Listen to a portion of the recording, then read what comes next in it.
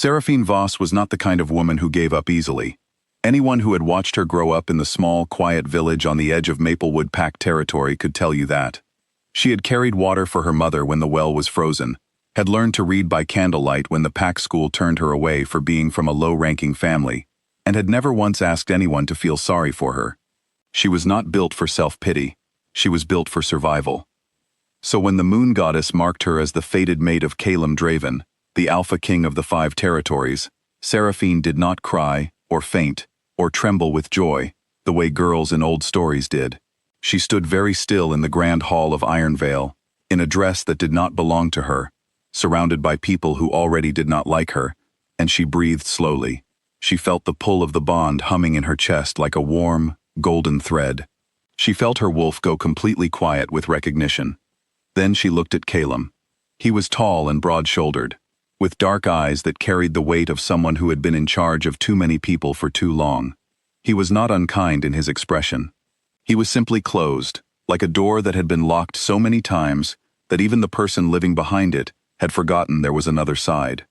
He looked at her the way a king looks at a new development in his kingdom, measured, assessing, careful. Not the way a man looks at the woman the universe chose for him. Seraphine noticed. She filed it away quietly, and decided to give it time. The first year was not terrible. That was the honest truth. Calum provided everything she needed. She had a room that was more beautiful than anything she had ever seen, meals that arrived hot and perfectly prepared, and a wardrobe full of clothes that fit her perfectly because someone had measured her while she slept on her first night there, which she found both impressive and slightly unsettling. She had status. She had safety. She had a title that made powerful people stand up straighter when she entered a room. What she did not have was him. Not really. Calum was present, the way a statue is present. He attended dinners beside her. He stood at her side during formal ceremonies. He introduced her correctly, and never once embarrassed her in public. But when the last guest left, and the hall emptied, and it was just the two of them, he became someone who was very good at being somewhere else, even while standing in the same room. He talked about the territories, about trade agreements and pack alliances, and border patrol schedules. He never asked her what she was thinking.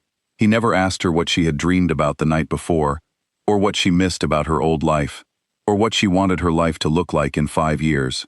He never asked her anything that could not be answered with facts. Seraphine tried to reach him. She was patient, and she was gentle, and she was deliberate about it, because she understood that damaged people do not open like flowers in sunlight. They open slowly, cautiously, when they finally believe they are safe enough to try. She understood this, because she had been that person too, once. She brought him tea in the evenings when his meetings ran long. She asked about his childhood once, carefully, and he answered in 3 sentences, and changed the subject. She left small notes on his desk sometimes, nothing dramatic, just things she had noticed or thought about, a funny thing that had happened in the courtyard, a question about something she had read.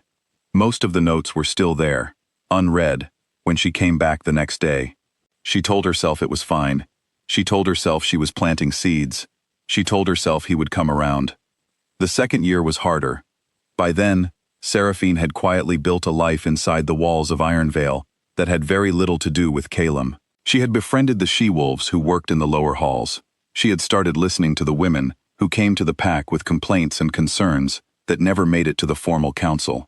She had started writing things down, problems, patterns, the same issues showing up again and again in the lives of widowed she-wolves and children who had lost their fathers to border wars, families who had no system to support them, no one officially assigned to care about whether they survived the winter. She put it all together into a formal proposal. It took her 3 weeks. She revised it 4 times. She was proud of it, not in an arrogant way, but in the quiet way of someone who has worked hard on something they genuinely believe in. She walked into Calum's office on a Tuesday afternoon and placed it on his desk with both hands, the way you place something that matters. He glanced at it, set it aside, said, without looking up from the document he was already reading, that he would have Aldrich review it. Aldrich was his third in command. Aldrich was a competent administrator who had never once spent 3 weeks caring about widowed she-wolves in the outer territories. Seraphine stood there in the silence that followed. She looked at the side of Calem's face while he read his other document. She waited to feel something, some warmth from the bond, some flicker of connection across the space between them. There was nothing.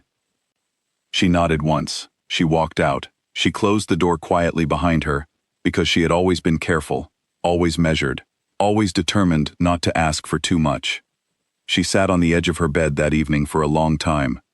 Then she made a decision. The ritual of severing a mate bond is not spoken about openly in wolf society. Most wolves believe it to be almost impossible, and the ones who know better prefer not to advertise that knowledge. It is considered, among those who understand what a bond truly is, to be one of the most painful things a person can do to themselves. Seraphine did it anyway. Her childhood friend Mira was there. So was an older woman named Thessaly, a quiet and serious elder who had survived it herself decades ago and who had agreed to guide Seraphine through it, without judgment or persuasion, in either direction. Those who were present said that when the bond finally broke, Seraphine did not scream. She simply exhaled, long and slow, like someone releasing a breath they had been holding for 2 years. Then she cried quietly for a little while. Then she stood up, thanked Thessaly, and began to pack her belongings. She was gone from Ironvale before sunrise. Calem felt it happen while he was sitting in a council meeting discussing grain allocation reports. He stopped mid-sentence. His beta, Oren, said later that the Alpha King went pale so quickly that Oren thought something had been put in his drink. Calem pressed one hand flat against his chest and stared at the wall for a moment that seemed much longer than it was. Then he quietly excused himself and did not come back. He spent that night alone. What no one had ever told Calem, because no one had ever thought he would need to know, was that you feel the absence of a mate bond far more powerfully than you ever felt its presence. When it was there, it had simply been there, like breathing, something he had stopped noticing because it was always happening. When it was gone, the silence where it used to be was so loud he could barely think. He searched for her, not with the urgency she deserved, which was something he would spend a long time being honest about later. His first instinct was to manage the situation the way he managed everything, through channels and systems and measured action. It was Oren who finally looked him in the eye, 4 days in, and said plainly that he needed to go find his mate himself. He found her 3 weeks later. She was living in a modest cabin in a neutral zone near Valen territory. When he arrived, she was teaching a group of she-wolves around her kitchen table. There was a handwritten chart on the wall behind her. There were notes spread across every surface. There was warmth and noise and purpose in that small room, in a way that the entire grand hall of Ironvale had never once managed to produce. She looked up when she heard the knock. She came to the door. She looked at him, and her eyes were calm and steady and deeply, quietly sad. She was also, undeniably, more herself than he had ever seen her. He stood on her doorstep with nothing prepared, no political strategy, no carefully managed words. For the first time in longer than he could remember, Calem Draven had no idea what to say. She spoke first. She said she knew he had felt it. He told her he had felt it every second since it happened. She nodded slowly, and said that then he finally knew it had been real. He did know. That was what broke something open in him that had been closed for a very long time. He understood now, standing on the outside of something he had never properly held, exactly what he had failed to do. Not the grand things. Those would have been easy to name and easy to regret. It was the small things. The proposal on the desk, the notes left unread, the evenings full of facts and empty of anything that felt like a person caring about another person. He told her he wanted to fix it. She said she knew he did. Then she said something that stayed with him for a long time after. She said he could not fix this the way he fixed border disputes. She did not let him in that night. He walked back to his horse in the dark and rode away, and he did not try to argue, because she was right, and he knew she was right, and for once in his life, he was going to let that be enough. He went to the Lunara Shrine. It sat at the top of Greyvale Mountain, a 3-day journey on foot through cold and difficult terrain. Alphas visited it once, at their coronation, as a formality. No one in recorded history had gone back. Calem went alone. He told no one except Oren. He carried a pack and a bedroll and the specific, heavy weight of a man who has finally stopped running from the truth about himself. The climb took everything he had. Not physically, though it was hard enough. What emptied him out was the silence. 3 days of no counsel, no reports, no decisions, no one looking to him for direction. Just himself and the mountain, and the long, honest inventory of every moment he had chosen distance when he could have chosen presence. He arrived at the shrine on the third morning. He knelt on the cold stone in front of the lunar altar, and he prayed, not with the polished, formal words of a king performing a ritual. He prayed the way a man prays when he has nothing left to protect. When the armor is finally off, and the cold is getting in, and the only thing left to do is be honest. He did not ask for the bond to be restored. He understood that was not his to ask for. What he asked for was simpler and harder at the same time. He asked for the chance to become someone worthy of her. Not for the bond. Not for the title of mate or king or anything else. For her, specifically. For the woman who had carried water in a frozen winter and taught herself to read by candlelight and walked into his court with nothing but herself, and tried, quietly and patiently, for 2 full years to reach him. He left his father's signet ring on the altar. The ring he had worn since his coronation. The ring that had always meant, to him and to everyone around him, that he was the Alpha King first and a person second. He walked down the mountain without it. The 5 territories noticed, the court whispered. His counsel brought him carefully worded suggestions about political remating and the importance of stable alliances. He listened politely and changed nothing except the membership of his inner council, from which Aldrich was quietly removed the following morning. He was different, not perfectly, not all at once, not in ways that made for dramatic announcements. He began to ask questions that were not about productivity or outcomes. He sat longer after meetings, talking with Oren about nothing important, the way they used to before power had made him so careful about every moment. He implemented Seraphine's welfare program through official channels, credited her name in every document, and made sure the outer territories knew exactly where the idea had come from. He worked. He waited. He did not go back to her door. She would come if she chose to. Or she would not.